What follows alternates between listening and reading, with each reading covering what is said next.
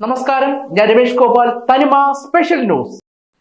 മേയാൻ വിട്ടിരുന്ന പശുക്കുട്ടി ഓടയിൽ വീണു. വഴിയാത്രക്കാർ പശുവിന്റെ കരച്ചിൽ കേട്ട് ഉടമയെയും കാട്ടാക്കട അഗ്നിരക്ഷാ സേനയെയും വിവരമറിയിച്ചു.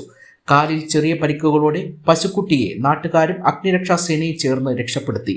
കാട്ടാക്കട കട്ടയ്ക്കോട് പാറാംകുഴിയിൽ വൃന്ദാവൻ വീട്ടിൽ ബാബുവിന്റെ 13 മാസം പ്രായമുള്ള പശുക്കുട്ടിയാണ് ഓടയിൽ വീണത്. ഇന്ന് പകൽ 12ഓടെയാണ് സംഭവം.